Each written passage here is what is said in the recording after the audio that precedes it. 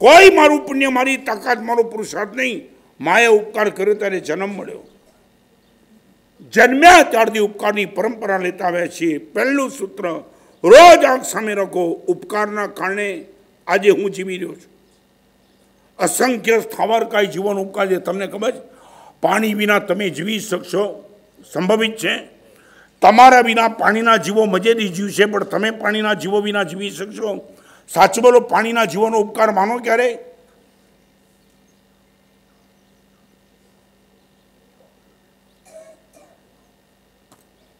આ આગમવાતના કોકે કરેલા ઉપકારનું ફળ છે. તમે અહીં આવી શક્યા. કેટલા લોકોના ઉપકાર ખાલી લિસ્ટ કરો એટલી વાર તમે થાકી જશો.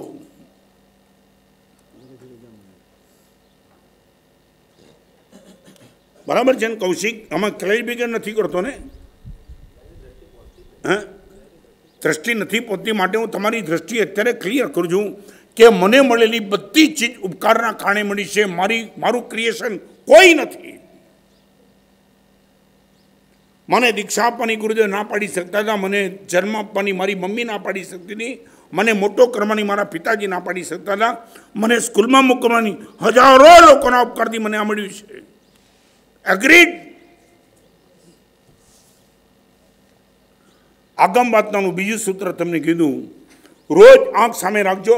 ઉપકારના કારણે મને આ મળ્યું છે અને ઉપકાર કરવા માટે મળ્યું છે. Second step, repeat. ઉપકારના કારણે મળ્યું છે અને ઉપકાર કરવા માટે મળ્યું છે. આ વાત તમારા મનમાં આવી જાય. 71 વર્ષે હું પ્રવચન બાયપાસના ઓપરેશન પછી કરું છું, કારણ કે મારી આંખ સામે છે. આ ઉપકારના કારણે મળ્યું છે અને મારે ઉપકાર કરતા જ રહેવું છે. મારી માએ મને જન્મ આપીને ઉપકાર કર્યો છે, મારે એમને સાચવીને ઉપકાર કરવો છે. અહીંયા બેઠેલા બધાના મનમાં સાચું બોલો, ડેપ્થ સુધી આ વાત પહોંચી ગઈ છે. ઉપકારના કારણે અને ઉપકાર માટે.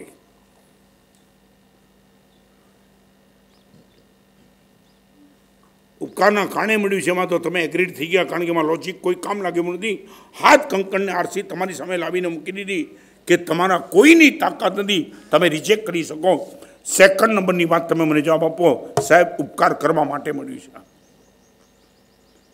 પૈસા ઉપકાર કરવા માટે મળે છે સાહેબ. આ આંખ ઉપકાર કરવા માટે મળી છે સાહેબ. આ પગ ઉપકાર કરવા માટે મળ્યા છે.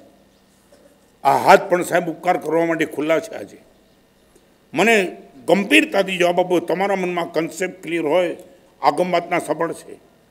ઉપકારના કારણે મળ્યું એ તો સંમત, ઉપકાર માટે મળ્યું છે. એક પણ મુનિ ભગવાન, એક પણ સાધ્વી ભગવાન બેસી ન શકે. આ પરમાત્માએ ઉપકાર ન કર્યો. જબ ઉપકાર સંભાળીએ તબ ઉપજે આનંદપુર.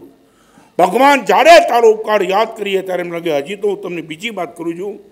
અહીંયા આવેલો ક્વોલિટી શ્રોતા છે ને, તમને ખબર છે આપણે વ્યવહાર રાશિમાં આવ્યા એ પણ કોના કારણે?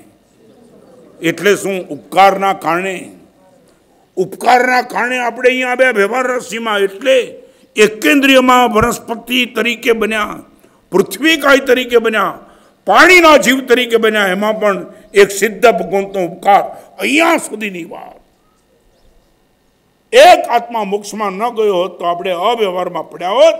એકની મુક્તિ અને મારું અવ્યવહારમાંથી વ્યવહારમાં આવવાનું. ફરીવાર નિગોદમાંથી આપણી નિકાસ થઈ ઉપકારના કારણે, અને વ્યવહારના સીમા આપણો વિકાસ થઈ રહ્યો છે એ પણ ઉપકારના કારણે. નિકાસ અને વિકાસ બે ઉપકારના કારણે. નિકાસના મૂળમાં સિદ્ધ ભગવંતો અને વિકાસના મૂળમાં અરિયન પરમાત્મા.